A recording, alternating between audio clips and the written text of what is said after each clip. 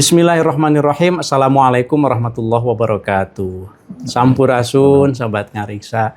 Alhamdulillah kita jumpa lagi di dalam Ngariksa, ngaji manuskrip kuno Nusantara. Episode kali ini sangat spesial karena Ngariksa tidak berada di Indonesia, tetapi sekarang saya sedang berada di Kuala Lumpur, di Malaysia lah. Biasanya pakai lah gitu ya kalau di Malaysia. Alhamdulillah saya sekarang sedang berada di satu lembaga penerbitan, institusi penerbitan karya-karya ulama Nusantara, yaitu di Hasanah Fataniyah. Saya akan berbincang-bincang dengan salah seorang yang sangat dekat sekali dengan pendiri dari Hasanah Fataniyah, yaitu pendirinya adalah almarhum Haji Wan Sagir Abdullah. Dan saya akan berbincang-bincang dengan seseorang yang selalu menemani kemana-mana, yaitu Ustadz Abdul Halim Muhammad. Assalamualaikum Ustadz. Waalaikumsalam warahmatullahi wabarakatuh. Alhamdulillah, terima kasih sudah berkenan berbincang-bincang di Ngariksa. Gitu. Bagaimana kabarnya Ustadz? Alhamdulillah sehat. Alhamdulillah baik, sehat ya. walafiat. Pernah mendengar Ngariksa? Barangkali? Alhamdulillah pernah. Alhamdulillah pernah ya. Pernah saja. Ya. Jadi Ngariksa ini program ngaji manuskrip kuno Nusantara, biasanya membacakan manuskrip. Jadi ketika saya ada kesempatan untuk ke Hasanah Fataniyah ini, senang sekali karena di sini melihat banyak manuskrip. Kita akan berbincang-bincang, Ustadz Halim, mungkin tentang pengalaman Ustadz Halim bagaimana menemani almarhum Haji Wan Sagir Abdullah di dalam melacak manuskrip-manuskrip ulama Nusantara. Tapi barangkali sebelumnya boleh perkenalkan diri Ustadz Halim ke Sobat Ngariksa kita ini. Sobat Ngariksa itu panggilan untuk para penonton Ngariksa. Silakan Ustadz, boleh memperkenalkan diri terlebih dahulu. Oke, baik. Assalamualaikum warahmatullahi wabarakatuh. Waalaikumsalam.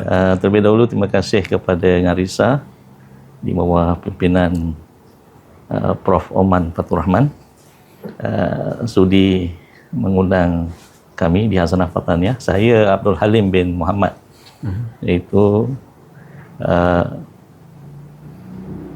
Setiausaha Persatuan Pengkajian Hasanah Klasik Nusantara Malaysia dengan singkatan pengkaji, yaitu diasaskan oleh almarhum Syekhuna Syekh Muhammad Sagir bin Syekh Wan Abdullah Riyawi Al-Fatani. Ditubuhkan pada 1996 dengan tujuan untuk mengisi di lapangan, yaitu mengadakan siri-siri pameran ulama, koleksi-koleksi ulama Nusantara. Jadi lebih daripada 300 siri koleksi pameran ulama Nusantara telah diadakan di seluruh di belahan Asia Tenggara ini. Juga saya bersama-sama dengan Hasanah Fataniyah yang diasaskan oleh Syekh Muhammad Sagir juga, yang mana Hasanah Fataniyah ini berfungsi ataupun bertujuan untuk menerbitkan penulisan almarhum sendiri, menghimpun dan menerbitkan. Dia menerbitkan penulisan dan juga koleksi-koleksi karya-karya para ulama silam Nusantara, iaitu bermula daripada penyelidikan yang dia kemudian dikumpulkan, diproses dan dijadikan buku untuk bacaan edaran awam umum untuk masyarakat luas, khususnya anak bangsa Melayu kita, dan kemudiannya disebarkan masyarakat luas dan bekerjasama Hasanah Fataniyah ini dengan pengkaji ataupun Persatuan Pengkajian Hasanah Klasik Nusantara adalah untuk memperkenalkan di lapangan seperti pameran yang terkini yang berada, iaitu Pujangga Persuratan, perayaan Pujangga Persuratan Nusantara. Itu yang terdekat, dan insyaAllah selepas ini banyak lagi pameran-pameran koleksi ulama Nusantara di bawah koleksi almarhum Syekh Muhammad Sagir akan diadakan insyaAllah.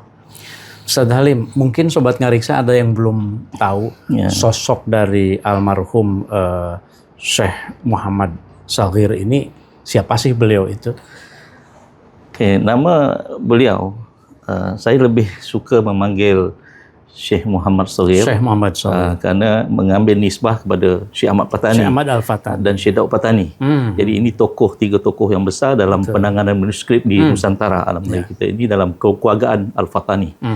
Jadi Syekh Muhammad Sagir dilahirkan, nama sebenar iaitu Haji Wan Muhammad Sagir bin Wan Abdullah bin Wan Abdul Rahman bin Wan Abu Bakar bin Wan Ma'aris bin Wan Taksim, iaitu kelahiran daripada Riau. Oh, Riau ya. Riau dan di Indonesia. Di Indonesia. Lahir di satu kepulauan hijau, pulau kecil. Prof. Di satu pulau kecil itu Pulau Midai. Pulau Midai. Dalam Kepulauan 7. Pada tanggal 17 Agustus 1945, betul-betul tarikh ini hari kemerdekaan kita. Ya. Maksud saya hari kemerdekaan Indonesia. Ya, betul. Sangat bermakna. Ya. Sangat bermakna. Lahir di Riau beliau. Di Riau, di Pulau Midai. Kemudian Riawi nisbah kepada Riau, ayah beliau, dan Al-Fatani nisbah kepada ibunda beliau, iaitu Hajah Wan Zainab dari ibunda binti Syekh Wan Ahmad. Syekh Wan Ahmad seorang ulama yang terkenal, 1856-1908 wafat. Bin Ahmad bin Wan Muhammad Zain bin Wan Mustafa. Wan Mustafa ni zaman Syekh Daud Fatani. Wan Mustafa bin Wan Muhammad bin Pakih Wan Musa bin Syekh Muhammad Saleh Al-Laki Legeh. Itu naik ke atas sampai kepada penyebar Islam yang datang ke bumi Patani 1400. Itu termasuk dalam jalur Said Jamaluddin Hussein. Syekh Muhammad Syagir ini kan lahiran di Riau, kalau tidak salah itu pernah juga beraktivitasnya di Pontianak ya, di Pontianak, Kalimantan Barat. Sebelum kemudian berhijrah ke Malaysia, maksud saya. Ya, betul. Kenapa beliau Syekh Muhammad Syagir ini berhijrah ke Kalimantan Barat? Iaitu yang pertama setelah kewafatan Syekh Ahmad Fatani di Mekah.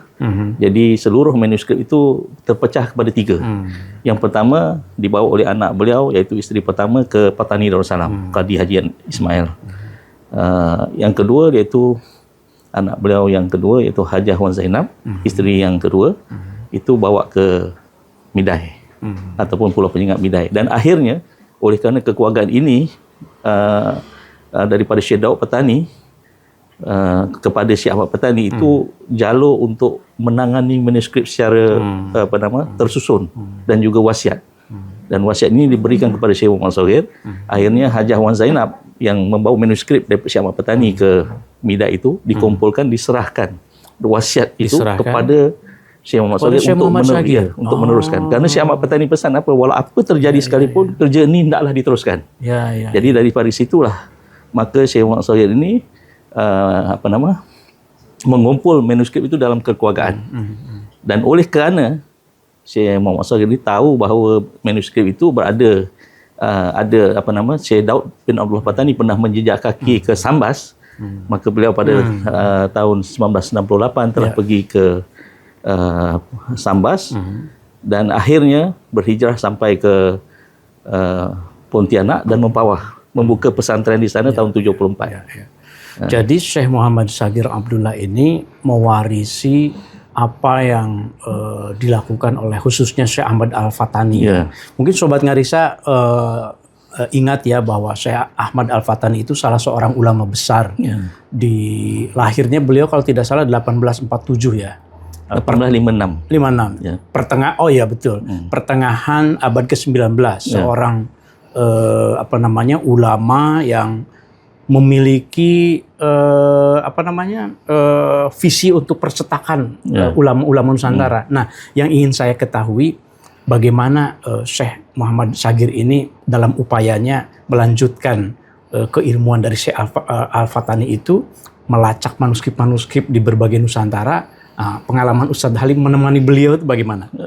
Dia begini, apabila kita sebut tokoh ini, tokoh besar bagi saya, pelambangan Syekh Muhammad Syagir ini sebagai pelambangan para ulama Nusantara, ulama silam Nusantara. Karena beliau mengangkat seluruh ulama silat dalam pelbagai marga semua sekali, bukan hanya dalam Al-Fatani saja, Minangkabau, Mugis, Mandailing, Rawa, Patani, Aceh, sampai ulama-ulama di Indonesia, di Pulau Jawa. Termasuk di Madura, tentu Syekh Muhammad Nawawi Al-Bantani. Muhammad Nawawi Al-Bantani. Jadi ini dapat kita lihat seluruh koleksi ini berada di ruang lega perpustakaan Universiti Islam Antarabangsa Kuala Lumpur. Itu terdapat dalam warkah berbingkai dalam bentuk frame, dalam biografi ulama dalam English version. Jadi ulama ini telah diperkenal di peringkat internasional. Jadi itu satu keluar biasa. Ada juga penulisan tentang ulama Nusantara ini, berbagai marga ini ditulis juga dalam Akhbar Perdana Utusan Malaysia di Malaysia ini sebanyak lebih kurang 240 siri pada setiap minggu, setiap hari Isnin. Jadi kalau kita melihat Syekh Muhammad Shogir, dua tokoh utama yang menggerakkan beliau untuk meneruskan kesinambungan kerja ini dengan lebih semangat, yang beri suntikan kepada beliau. Yang pertama adalah ibunda beliau, iaitu Hajah Wan Zainab. Hajah Wan Zainab ini 14 tahun bersama dengan Syekh Muhammad Patani, duduk di Mekah, lahir di Mekah. Kemudian duduk di rumah seorang ulama yang juga dalam kekeluargaan Syekh Muhammad Patani, iaitu Syekh Muhammad bin Ismail Daudi Al-Patani, ataupun dipanggil Syekh Mak Kecil, selama 7 tahun. Jadi 24 tahun di Mekah. Jadi seorang yang alimah di bidai pada ketika itu, menjadi rujukan masyarakat. Yang keduanya, guru beliau yang menggerakkan beliau untuk mencari naskah ataupun manuskrip ini, pada mulanya dalam peringkat kekeluargaan Al-Patani saja, tetapi oleh kerana bertemu dengan Raja Muhammad Yunus bin Ahmad, penasihat Gubernur Riau yang terakhir, menurut maklumat dia, dan seorang yang mahir dalam, orang yang ahli ilmu, ada mengarang kitab dan juga faham tentang politik, siasah. Jadi beliau telah mengatakan bahawa satu gerakan yang ditunggangi oleh pihak komunis untuk mengumpulkan manuskrip ini dengan tujuan untuk dihapuskan. Jadi bagi beliau adalah satu kewajipan bagi Syekh Muhammad Shogir untuk bergerak, mengumpulkan bagi untuk menyelamatkan. Jadi maka dari situlah beliau bergerak dari satu pulau yang terdekat, dari Pulau Tujuh itu, pada mulanya daripada pulau Midai, Terempak dan seterusnya, itu bergerak sampai ke... Itu mulai tahun berapa Ustaz mulai bergerak? Kalau ikutkan setelah wafat ayahanda beliau, iaitu Haji Wan Abdullah, berumur 12 tahun. Beliau telah bergerak, sudah punya visi untuk mengumpulkan manuskrip. Betul. Jadi cara misi dia ialah bagaimana sambil bergerak, sambil belajar, sambil mengumpul, walau apa sambil pun, sambil menulis. Dan akhirnya itu dikumpulkan. Inilah yang terhasil sekarang apa ada di Hazan Patani, hasil koleksi ini. Alhamdulillah. Semasa berada di Pontianak itu, kadang-kadang manuskrip ataupun naskah-naskah yang di tanah Melayu berada didapat di sana. Ini biasa dalam luar biasa ya. Usia 12 tahun sudah punya visi untuk mengumpulkan dan kemudian bertahap menuliskannya.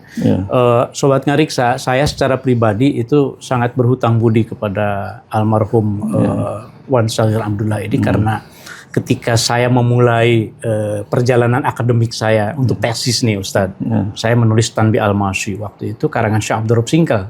Saya harus mencari biografi Syekh Abdul Rauf kan, dan ketemulah dengan karya beliau yang Senarai Ulama Sejagat itu yang beberapa jilid. Jadi saya menganggap beliau adalah guru saya. Buku-bukunya banyak sekali dibaca di Indonesia, dan kalau tidak salah pertama ketemu itu kita di Riau ya, di Manasa, di acara Manasa, Masyarakat Pernaskahan Nusantara. Jadi terima kasih kepada Manasa ini yang waktu itu menyelenggara. Saya kemarin lihat fotonya tahun 2000 kalau tidak salah di Manasa. Tapi waktu itu saya mungkin melihat Ustadz Halim juga masih muda, jadi saya sudah lupa juga gitu. Nah, ini kenangan saya terhadap almarhum Syekh Wan Shogir Abdullah. Kalau di jumlah Ustadz Halim, kira-kira berapa banyak manuskrip yang sudah berhasil diidentifikasi, manuskrip ulama Nusantara secara keseluruhan? Secara keseluruhan saya tak dapat nak bagikan, itu lebih sesuai Wan Jumlatul Nabiah yang menjawab. Walau bagaimanapun semasa kita membuat kerjasama dengan Universiti Islam Antarabangsa UIA bawah Dr. Effendi untuk mengkatalogkan koleksi-koleksi Syekh Muhammad Shogir, terdapat anggaran lebih kurang 2,000. Itu bukan hanya manuskrip naskah saja, termasuk kitab-kitab nadir. Jadi kitab-kitab itu dikumpulkan di pelbagai pelosok tempat, termasuk di Indonesia. Jadi tidak hanya manuskrip tulisan tangan, kitab nadir itu kitab langka ya. Karena kalau di Malaysia ini yang dikatakan manuskrip itu mesti usianya 100 tahun. 100 tahun. Yang kedua, kena dalam tulisannya itu tulisan Jawi. Yang ketiganya mesti adalah bahasanya bahasa Melayu. Walaupun bahasa tulisan Jawi, kalau di Indonesia pegon untuk yang bahasa Sunda dan Jawa itu ada pegon. Jadi itu syarat syarat manuskrip di Malaysia. Saya tak tahu macam mana di Indonesia. Jadi kalau kurang lebih termasuk tadi saya cakap kitab Nadir itu kadang-kadang yang lebih daripada 50-60 tahun pun banyak yang terdapat di sini, lebih kurang dalam 2000 naskah. Mungkin lebih daripada itu kerana terjadi banyak perpindahan kami ini oleh kerana kekangan dari segi keuangan dan sebagainya. Jadi ingat 3-4 kali. Jadi ada manuskrip yang mungkin tersimpan lagi yang tidak dapat dikeluarkan. InsyaAllah mungkin nanti dia akan sampai masanya, saya yakin dia akan timbul balik. InsyaAllah. InsyaAllah betul. Jadi setelah dikumpulkan itu kemudian kan dihimpun di Hasanah Fataniyah. Hasanah Fataniyah ini. Berdiri tahun berapa Ustaz? 1995 ya. Tahun awal 90-an Tapi sebenarnya lebih awal daripada itu, 1980 dah mula. Bagaimana yang Ustaz Halim tahu tanggapan dari masyarakat khususnya bangsa Melayu di Malaysia terhadap upaya yang dilakukan oleh Syekh Muhammad Sagir ini? Dari negara atau dari masyarakat juga? Dari masyarakat sebenarnya kalau orang yang benda ini adalah satu perkara yang nadir jadi orang yang hadir itu juga maknanya adalah lebih kepada ahli academician, maknanya untuk menyiapkan tesis mereka, sama ada daripada degree, master sampai ke PhD, lebih daripada 2,000 orang semasa almarhum Syekh Muhammad Sagir untuk mendapatkan. Jadi kalau mereka ini hadir untuk mendapatkan tesis, jadi siapa Syekh Muhammad Sagir? Jadi alhamdulillah amal jariahnya sudah banyak sekali. Sudah banyak. Jadi sampai sekarang walaupun almarhum telah pergi 17 tahun yang lampau, masih lagi ramai, bukan hanya daripada Malaysia tapi seluruh pelosok dunia, termasuk yang baru daripada Jerman, daripada China, daripada Jepun, dari berbagai negara. Kadang-kadang mereka ini ingin memiliki seluruh koleksi untuk diletak di library. Kerana saya rasa kalau tak silap lah, sini saya cuma dengar, kalau silap betul kan Prof, ada lebih kurang 40 negara dalam dunia ini yang ada pengajian Nusantara ataupun adakah benar saya pun tidak pasti. Jadi negara-negara ini sentiasa berhubung dengan kami untuk mendapatkan kadang-kadang ingin berkooperasi ataupun untuk bekerjasama dengan berbagai-bagai cara. Karena jangankan untuk para sarjana di luar negeri, di Eropa, untuk seperti di Indonesia pun tidak mudah untuk mengetahui, mendapatkan bacaan dari manuskrip atau kitab Nadir itu. Kemarin saya juga mendapatkan di sini salah satu kitab cetakan Turjuman Al-Mustafid, karangan Syekh Abdul Rauf Singkel. Jadi sangat terasa sekali kebutuhan untuk keperluan akademik memang terpenuhi di sini. Jadi wajar kalau ada calon mahasiswa yang S2, S3 itu datang ke sini pasti akan menemukan bahan penelitian ya. Jadi kita undang Sobat Ngariksa untuk datang ke sini dari Indonesia. Nanti ini saya sampaikan nih ke mahasiswa saya di jurusan sejarah peradaban Islam, filologi. Di sini banyak sekali bahan penelitian untuk khususnya untuk Hasanah Turas Ulama Nusantara dan bukan hanya yang ulama-ulama Malaysia saja seperti tadi ya, dari Indonesia juga. Saya lihat kemarin ada satu tokoh Syekh, selain Syekh Nawawi Al-Bantani, Jamaluddin Al-Kubro itu kalau Ustadz Halim yang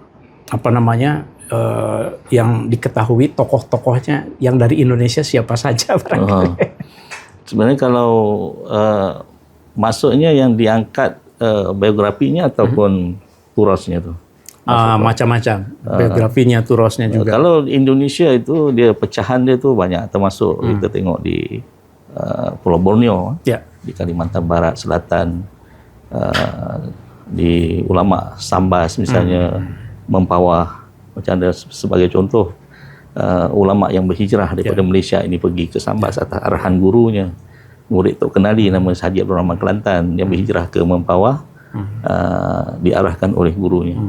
Itu ini bukan diarahkan oleh guru, jadi berhijrah Dan yang satu lagi Syekh Muhammad Yasin itu diarahkan oleh guru Syekh Nikmat Kecil, mengarahkan untuk berhijrah menyebarkan dakwah ke Pontianak, akhirnya sampai ke Indonesia, sampai ke Kalimantan Barat ya. Jadi kalau kita lihat ramai yang diangkat seperti walaupun lain dari segi pegangan, pahaman tetapi tetap diangkat kerana dah tersurat atas hitam dan putih. Sebagai contoh Syekh Basyuni Imran di Sambas. Kalau di Indonesia ni banyak Syekh Khalil Madura Bangkalan, Syekh Khalil Bangkalan Madura juga.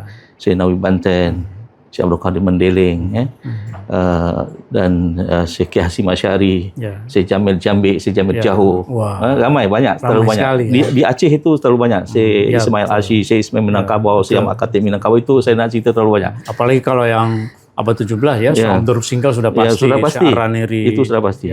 Kerana Syekh Wang Sogir ini meletakkan pelbagai dia akan mengangkat sesuatu tu untuk menyampaikan mesej yang sebagai ulama-ulama yang berkarisma tentang perjuangan jihad. Misalnya Syekh Samsudin Sumatrai yang wafat di Melaka, di Kampung Hulu, terlibat dalam Syekh Abdul Somad Al-Palimbani Syekh Abdul Somad Al-Palimbani, Syekh Arsyad Tawir, itu hebat juga itu perjuangan dia. Syekh Yusuf Halwati Makassari, Makassari, Syekh Raja Haji Said Fisabilillah, dan ramai lagi yang membangkitkan tentang perjuangan jihad. Bukan hanya turun para ulama ini, kadang-kadang bukan hanya pada penulisan kitab, tetapi ulama juga cebur terus dalam lapangan untuk syahid fisabilillah di medan perang. Masya Allah. Ustaz Halim, ada tidak pesan yang pernah Ustaz Halim ingat dari almarhum Syekh Wan Syagir Abdullah ini untuk kita, untuk generasi sekarang? Dia kalau pesan ni, kebiasaannya kalau saya tengok Ustaz Wan Syagir, almarhum Syekh Wan Syagir, itu beliau akan cuba sampaikan mesej dalam penulisan beliau. Dalam penulisan tu dia akan sampaikan mesej yang ratusan tulisannya. Tulisan kita lihat juga di sini. Sebagai contoh, dalam kertas kerja, 10 kertas kerja yang terakhir itu dia ada moto dia. Wilayahku hanya satu, iaitu wilayah Melayu. Bahasa yang kututurkan dalam wilayahku adalah bahasa Melayu. Tapi bukan kat situ beliau ini menolak bahasa yang lain. Sebagai contoh Syekh Ahmad Patani, dia juga mengendaki supaya mendalami bahasa lain selain daripada bahasa Melayu. Seperti bahasa Inggeris sebagai contoh. Syekh Ahmad Patani ada sebut tu. Jadi antara Syekh Wan Syagir yang disebut, kalau dia kata, kalau kita nak membantu kepada perjuangan ini, disebut Hasanah Patani, jangan tanya berapa banyak jasa yang kau lakukan. Akulah yang berbuat, akulah 24 jam di sini, akulah semuanya, aku tak ada, aku tak boleh. Tapi tanya berapa banyak khianat yang kau telah lakukan. Jangan jawab dengan saya. Biar orang lain yang jawab dengan Allah Ta'ala. Dengan Allah Ta'ala. Jadi kalau bila jawab dengan Allah Ta'ala, kita dah tahu. Maknanya pukul mati untuk kita, supaya jangan nak mengaku. Jadi Syekh Wan Syagir ini juga seorang yang tidak suka bercerita tentang berlebih-lebihan. Dari segi apa juga bab perkara. Beliau adalah seorang yang pendamai, suka meluruskan silaturahim. Jadi saya nak buat perbandingan Syekh Wan Syagir ni pada 3 tokoh utama. Dia kata, orang biasa bertanya dengan beliau, Ustaz belajar di mana? Maksudnya dalam konteks sekarang di universiti di mana? Oleh kerana terlalu ramai yang bertanya kepada beliau, dia kata, saya tidak belajar dalam konteks 20 meter kali 20 meter. Maksudnya dalam universiti dan sebagainya. Saya belajar di lapangan luas, di mana saya pijak, di situ ada ilmu. Saya nak belajar dengan batu, dengan kayu, itu Allah Ta'ala. Itu satu. Jadi perbandingan ini saya ambil konteks dengan yang biasa disebut oleh Syekh Wan Syagir, iaitu begitu juga orang bertanya kepada Buya Hamka. Buya Hamka yang dah cukup terkenal, dia tidak perlu memakai kalau menghadap dengan pemerintah yang besar, hanya berjalan dengan capal. Dipanggil capal sana, sama? Alas kaki capal dengan kain pelekat, dengan tongkat, songkok, dan juga ada dipanggil selendang di bahu. Jadi orang tanya dengan Buya Hamka, menurut Syekh Wan Syagir, untuk buat perbandingan. Dia kata, Buya kenapa menaik menggunakan 2 jari? Kiri kanan. Ya. 2 jari saja. Jadi oleh kerana ramai yang bertanya, dia kata, patutnya dalam zaman sekarang 10 jari ini perlu dimanfaatkan. Maksud dia begitu. Tetapi dia kata, walaupun saya menaik menggunakan 2 jari, banyak karya telah saya hasilkan. Kamu bercakap, apa yang kamu buat? Itu banyak sekali. 2. Yang ketiga perbandingannya ialah dengan Pak Sako ataupun Isa Adi Muhammad, seorang sastrawan di Malaysia. Pak Sako ni seorang yang terkenal. Bila orang pergi ke rumah Pak Sako, orang bertanya, Pak Sako, rumah dah ada apa semua, kenapa Pak Sako tidak mempunyai kenderaan? Berjalan ke sana kemari, hanya orang datang ambil dan akan bawa dia ke mana-mana. Dia cakap. Jadi dia kata, saya walaupun tidak mempunyai kenderaan, tapi belahan negara seluruh dunia saya dah pergi ke mana saja. Kerana saya hasilnya luar biasa untuk hasil kita sekarang. Jadi maksud dia situ, dia kata, saya walaupun tidak mempunyai kenderaan, saya memandang alam ini berbicara dengan saya. Belajar dari semua alam. Belajar daripada alam. Jadi bukan hanya dari ayat-ayat Quran, ayat kauniyah. Jadi mudah-mudahan 3 perbandingan ini kita boleh jadikan ini satu pelajaran yang sangat baik sekali. Alhamdulillah. Nah, mungkin di terakhir kita ngobrol nih, Ustaz Halim, kan sekarang alhamdulillah manuskrip lalu kitab Nadir sekarang sudah di Hasanah Fataniyah, dan sekarang kita sedang kerjasama dengan Dreamsea ya. Mungkin Sobat Ngariksa juga tahu Dreamsea ini Digital Repository of Endangered and Affected Manuscript in Southeast Asia. Jadi kita mendigitalisasi manuskrip di Asia Tenggara. Sekarang alhamdulillah di Hasanah Fataniyah, kan tujuannya untuk supaya nanti amal jariah pengetahuannya bisa terus berlanjut, meskipun mungkin kertas lapuknya itu sudah mungkin akan hilang mungkin ya. Nah, Ustadz Halim bagaimana? Mungkin sedikit saja pandangannya terkait dengan kerjasama dengan Dreamsea ini. Alhamdulillah bagi saya ini satu kerjasama yang baik, yang sebelum ini kita pun tidak menolak pengkatalogan yang kerjasama dengan kami. Yang terbaru ialah daripada Dreamsea sendiri, dan dia tidak lari daripada konsep Syekh Wan Muhammad Sogir, yang mana dalam satu penulisan beliau di akhir itu dia kata supaya kerja ini hendaklah diteruskan ataupun diberikan mengikut keadaan zaman, kerana perkembangan zaman itu, tetapi dengan tidak menolak jangan menolak nilai-nilai yang ada pada manuskrip tersebut. Walaupun kita nak buat secara penjiditilan, bagi saya itulah satu kerja yang baik, kena sesuai dengan zaman yang memerlukan keadaan ini dan boleh diakses. Dan saya rasa sebelum saya nak ada lagi ke apa lagi teman-teman Prof? saya senang sekali sebenarnya ada lagi yang nak disungkit di sini. Tapi tak apa, kerana soalannya tak timbul lagi. Tapi tak apa. Yang sudah disiapkan ini apa nih Ustaz? Kalau mau disampaikan. Saya rasa pasal apa yang masuk bahagian Syekh Ahmad Fatani itu belum masuk. Jadi kita tambahkan. Kita kan namanya bincang-bincang santai nih. Wah, Ustaz Halim sepertinya sudah menyiapkan catatan. Ya, kita sebenarnya tak adalah siap catatan, tetapi saya ini bukan ahli academician, cuma di lapangan, dan saya tidak biasa dengan podcast seperti ini tapi walaupun bagaimanapun mudah-mudahan ada manfaatnya. Saya pengen nengok juga. Tak ada apa, ini sebenarnya untuk kedepannya kesinambungan daripada Syekh Wan Sogir itu kepada daripada Syekh Ahmad Fatani. Mengambil sinambung daripada Syekh Ahmad Fatani di Mekah, maka terhasillah kerja-kerja ini. Jadi kalau kita melihat Syekh Ahmad Fatani itu dia banyak dia punya yang saya tunggu ini. Sebagai contoh nih tentang tasheh kitab tasheh kitab ni yang di syair pujian al-alim al-alamah Az-Zaki Syekh Wan Ahmad bin Zainal Fatani tentang Sabilal Muhtadin. Okey, saya baca karangan Syekh Arsyad Al-Banjari Jadi sebelum satu kitab itu dicetak, itu kitab itu ditasheh dulu. Dan kalau tidak salah Syekh Ahmad Al-Fatani yang mengenalkan istilah tasheh itu di dunia Melayu. Dia sebenarnya cerita dia begini, saya pun baru terbaca bahawa sebelum Syekh Ahmad Fatani ini nak mentasheh kitab ni, didatangi oleh Snob Harmonji. Ulama sarjana dari Belanda. Sarjana Belanda datang untuk memperkenalkan kepada Syekh Ahmad Fatani untuk bekerjasama mencetak kitab-kitab yang terlalu banyak. bukan hanya kitab Syekh Ahmad Patani dan ada pembiayaan daripada Belanda. Tetapi Syekh Ahmad Patani telah menolak secara hikmah, secara bijaksana, dan beliau mengatakan bahawa saya sendiri telah berusaha untuk mencetak kitab ini dan ada permodalan daripada Turki dan kami telah menggunakan cara pentasihan dan sayalah dia punya ketua tasihir dia. Betul. Itu perintisnya Syekh Ahmad Maka dari situlah Syekh Ahmad Patani telah berhubung kepada Turki Utsmaniyah. Dan salah satu daripada kitab yang dibawa masa persidangan di Turki Utsmaniyah dan dibacakan depan Sultan Syarif Husin Mekah Sultan Hamid Han Asani iaitu dia kata dalam tasheh kitab Sabil Al-Muhtadin. Saya bacakan sedikit.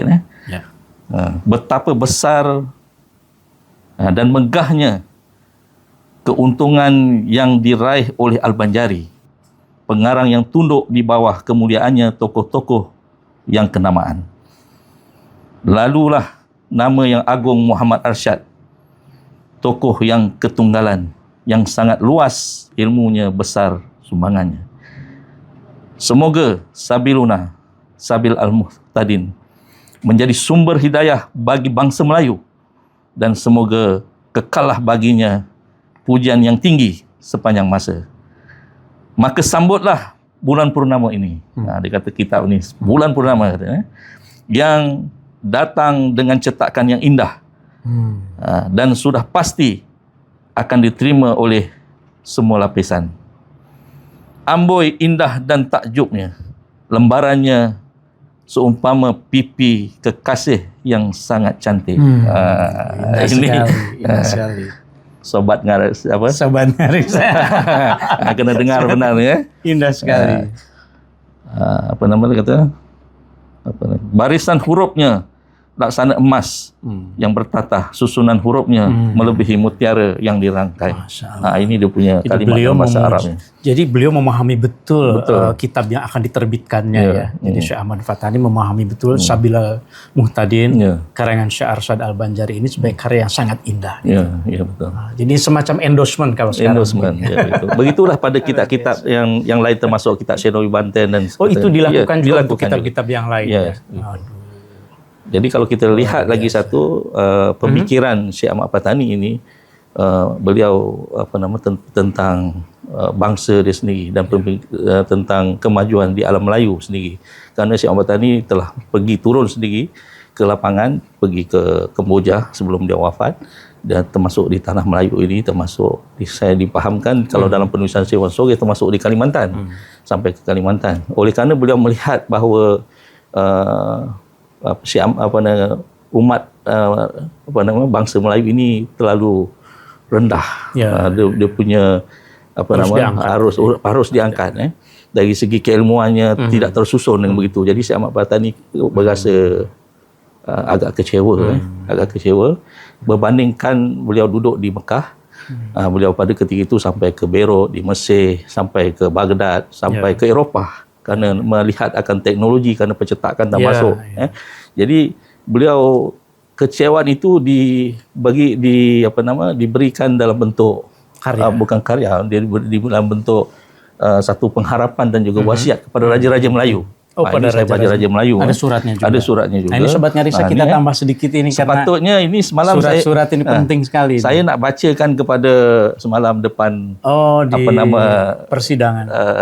Sultan Permaisuri Pahang, Ketua Pahang, tetapi oleh kerana masa tu tak sempat saya bacakan. Ini surat dari siapa? Daripada wasiat pengharapan dan wasiat Syekh Ahmad Patani kepada raja-raja Melayu. Jadi kalau raja Melayu berarti raja tu tentu ada dia punya rakyat dia. Jadi berarti kepada seluruh rakyat, seluruh rakyat Nusantara alam Melayu kita ini. Dia kata apa? Dan adalah hamba yang hakir bercita-cita di dalam hati sudah beberapa lama bahawasanya Allah Ta'ala lagi akan memperdengarkan hamba dan memperlihatkan hamba di dalam masa hidup hamba ini bahawa adalah segala raja-raja Melayu yang besar-besar, istimewa raja-raja di dalam Patani, tanah Patani ini tempat kelahiran beliau tu dah biasa. Ini banyak antara surat-surat antara Sultan Jambu kepada Syekh Ahmad Patani dan sebagainya. Lepas tu Raja-Raja Kelantan, dia termasuk murid. Sultan Mansur masuk murid. Raja Terengganu, Sultan Zainal Abidin III termasuk murid beliau. Dan Raja Kedah yang amat mulia. Ini pun juga termasuk murid beliau. Panjang cerita ni, kalau saya nak ada cerita dia, sejarah dia. Dan amat mulia maha besar sekalinya Raja Johor. Ini masa persidangan antarabangsa terjumpa Sultan Abu Bakar. Ya. Jadi di situ perkenalan, dan Sultan Abu Bakar panggil Syekh Ahmad Patani pernah untuk menjadi Syekhul Islam di Johor, tetapi Syekh Ahmad Patani tolak. Dan yang masyhur, yang besar himahnya, dan Raja Deli yang masyhur dengan murahnya dan adilnya, menaruh mereka itu akan cemburu pada segala hati mereka itu, dan membesarkan segala himah mereka itu, dan menghadapkan segala inayah mereka itu, dan menyungguh-nyungguhkan usaha mereka itu pada bahawa dijadikan segala negeri mereka itu satu perbendaharaan ilmu. Ini harapan dia setelah melihat. Dan peladungan kepandaian.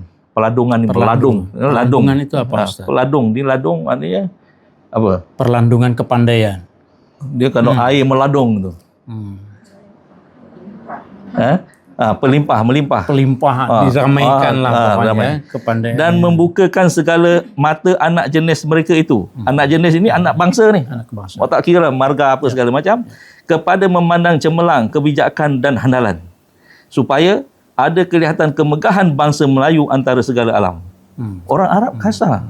Nampak Ya. Dikatakan bahawa selepas daripada Quraisy, kalau kita tengok, kalau pergi Mekah sekalipun, selepas daripada orang Arab, itu bangsa Melayu kita yang banyak mainkan peranan, jatuh nombor 2. Dan tertinggi nama mereka itu antara Bani Adam. Dan bertambah-tambah kelebihan ulama mereka itu atas segala ulama, dan bertambah nyata agama mereka itu atas segala agama. Jadi beliau ingin mengagungkan kemelayuan bangsa Melayu, karya-karya Melayu sebagai bangsa yang ya memang banyak karya-karyanya. Alhamdulillah. Ini masih banyak ini Sobat Ngariksa, nanti kalau dilihat ini boleh macam ni, Prof. Nanti boleh dapatkan dalam 2 buku ni, jilid 1, jilid 2, sempena 100 tahun kewafatan Syekh Ahmad Patani. Pemikir Agung Melayu dan Islam. Boleh lihat Ustaz ini. Dalam ni ada, yang sini semua ada. Pemikir Agung Melayu dan Islam jilid 1 dan jilid 2. Ini Sobat Ngariksa wajib punya ini. Kalau saya beberapa sudah punya ini. Kemarin yang belum punya saya lengkapi juga. Waduh, senang sekali. Ustadz, ini banyak sekali ilmunya. Saya mungkin kalau ngobrol setelah ini kita ngobrol, tambahkan lagi ngobrolnya gitu. Karena saya juga mendapatkan ilmu dari obrolan kita. Mungkin sebelum kita akhiri, Ustadz Halim ada pesan untuk Sobat Ngariksa yang muda-muda khususnya, yang generasi Z, generasi Alpha. Bagaimana itu supaya memahami turas ulama Nusantara? Okey. Saya nak bercakap tak kerti, tapi saya baca lagi satu syair Syekh Ahmad Patani sebelum penutup. Ini pesan untuk Sobat Ngariksa dalam bentuk syair ya. Dalam bentuk syair. Lepas ni tak ada soalan. Tak ada soalan. tak ada soalan. Bercanda. Silakan. Ini untuk anak bangsa kita. Ya. Ini syair Syekh Ahmad Patani juga. Ini lagi luar biasa, boleh membangkitkan semangat kita. Dia pesan kepada anak bangsa kita supaya syair Syekh Ahmad Patani kepada Sultan Zainal Abidin, Sultan Terengganu.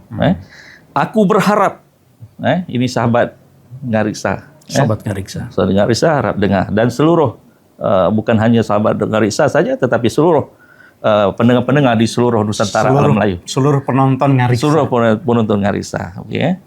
Mudah-mudahan, aku berharap semoga bangsa Melayu dapat maju dengan pimpinannya dan dapat mencapai kemuncak peradaban kesejahteraan. Aku berharap semoga baginda berkenan menyebarkan ilmu, makrifat dan petunjuk. Ini tuju pada Sultan. Lalu baginda menjadi kegembiraan dan rakyat mendapat kejayaan. Dan lebih besar lagi aku berharap semoga baginda berkenan menyuruh para ulama dan para cendekiawan yang memahami petunjuk, agar mereka dapat membukukan bahasa Melayu. Kerana aku bimbang ia akan hilang, akan dirosak oleh perubahan yang berlaku dari masa ke semasa. Begitu pula hendaklah mereka mengarang sejarah Melayu yang meliputi segala perihal orang Melayu. Kalau tidak, mereka nanti akan hilang dalam lipatan sejarah. Wahai para cerdik pandai, sahabat Ngariksa. Hidupkanlah sejarah bangsamu. Dengan itu, kamu akan disebut dalam sejarah dan namamu akan harum sepanjang zaman. Masya Allah, itu luar biasa. Luar biasa kata terakhirnya, itu kalimat terakhirnya itu. Jadi kalau kita menghidupkan budaya kita, kita juga kelak akan dicatat dan diingat ya. Seperti halnya sekarang kita mengingat Syekh Muhammad Syagir Abdullah, sebelumnya Syekh Ahmad Al-Fatani, dan sebelumnya lagi Syekh Daud Al-Fatani ya, keluarga dari Al-Fatani. Terima kasih banyak Ustaz Halim. Nah, ini untuk mengakhiri perbincangan kita, biasanya kalau di Ngariksa ada salam untuk Sobat Ngariksa. Salamnya itu kita ucapkan nanti sama-sama, mari kita menatap masa depan dengan merawat masa silam. Nah, itu salamnya itu. Ustaz Halim sudah mencatat juga ya? Ada. Ada? Saya ada catat ini. Wah. Tapi di mana lupa. Tak apalah kalau ini kita hafal langsung lah. Boleh. Ya. Nah, kita ucapkan bersama-sama, tidak apa-apa. Nah, mungkin ini nih. Nah, ini bukan. Oh. Ini bukan. Ini itu. Oh, ini menatap masa depan. Wah, luar biasa Sobat Ngariksa. Nanti kita shoot ya Sobat Ngariksa ini bahwa ternyata Ustaz Halim sudah mencatat kalimat salam Ngariksa ini. Mari kita menatap masa depan dengan merawat masa silam. Salam Ngariksa. Sobat Ngariksa, demikian, terima kasih banyak perbincangan kita, saya dengan Ustadz Abdul Halim Muhammad di Khasanah Fataniyah. Beliau seorang yang menemani almarhum Syekh Muhammad Syagir Abdullah dalam menghimpun karya-karya ulama Nusantara, dan ternyata pengetahuan beliau tentang Syekh Ahmad Al-Fatani, seorang ulama besar di dunia Melayu pada abad ke-19 sampai awal abad ke-20, itu sangat besar sekali. Mudah-mudahan bermanfaat untuk Sobat Ngariksa semuanya. Mari kita ucapkan salam bersama-sama Ustaz Halim. Sobat Ngariksa, ayo kita sama-sama. Sobat Ngariksa, mari kita menatap masa depan dengan merawat masa silam. Salam Ngariksa. Terima kasih banyak Ustaz Halim, terima kasih. Alhamdulillah.